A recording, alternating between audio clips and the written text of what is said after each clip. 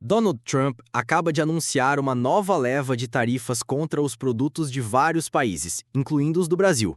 Esse movimento sinaliza uma virada importante, a volta do protecionismo como estratégia central da política econômica americana, e o impacto vai muito além das fronteiras dos Estados Unidos. Assim, as tarifas começam uma nova era no comércio internacional. Mas quais serão as consequências disso?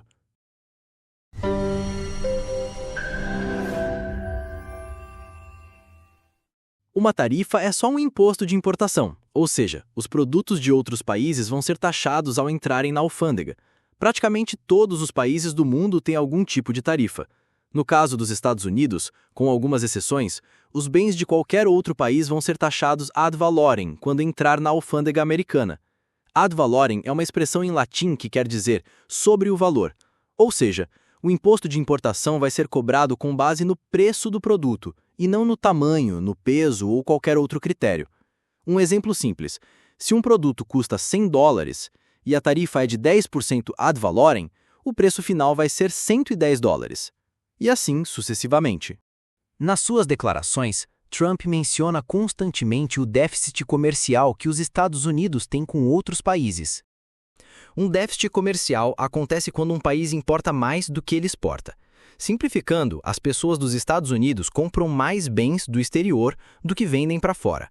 Ou seja, o tarifaço parte da crença de que o déficit comercial dos Estados Unidos com outros países é algo necessariamente ruim. Mas será que é mesmo? Bom, isso é complicado. Para o economista Milton Friedman, da Escola de Chicago, um déficit comercial não é algo necessariamente ruim. Ele dizia que os consumidores até saem ganhando porque eles conseguem comprar produtos mais baratos e variados de fora. Dá uma olhada no que ele falou uma vez. One of the things that baffles me is the extent to which people regard the trade deficit as a bad thing. Look, Well, are you worse off to the extent because that- Japan is more productive? On the contrary. If Japan is more productive, they have goods and services that you can buy from them at better prices. And they have more money and more resources to buy goods and services from us or to invest in our country. Por outro lado, outros economistas como Celso Furtado veem o comércio como algo estrutural, sistêmico e complicado. Celso Furtado enxergava o comércio internacional como parte de uma estrutura desigual, no qual países em desenvolvimento acabam em desvantagem comparados aos países desenvolvidos porque eles vendem commodities em vez de produtos de alto valor agregado.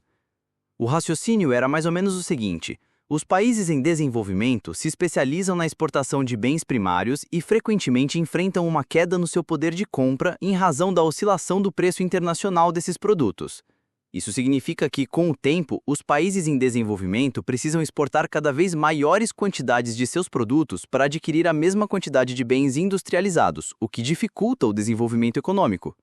É uma simplificação, obviamente, mas ilustra como que um déficit comercial não é algo simplesmente bom ou ruim.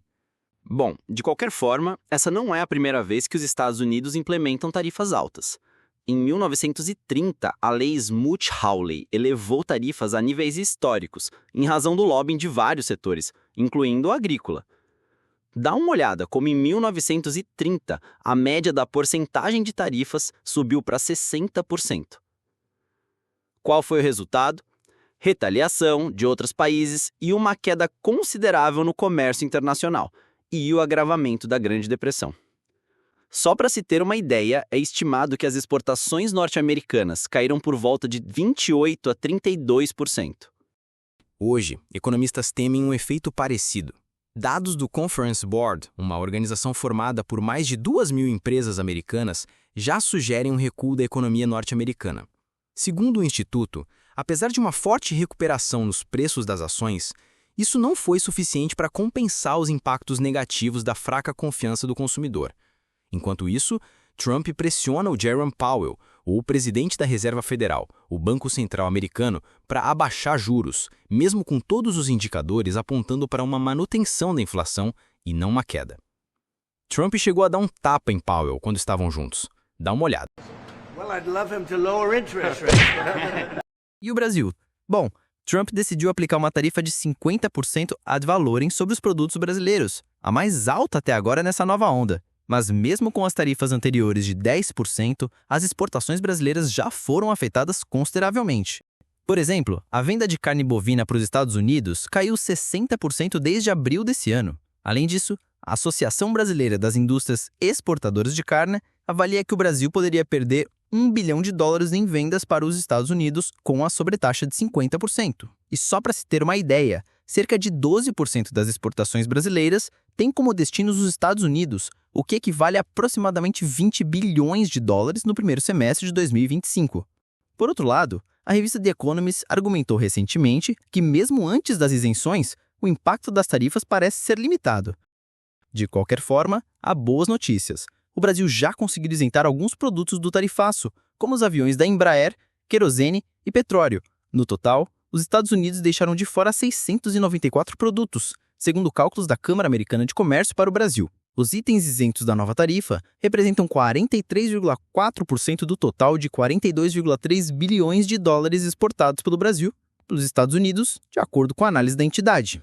Diante desse cenário, o Brasil vai até recorrer à Organização Mundial do Comércio para impedir o avanço das tarifas.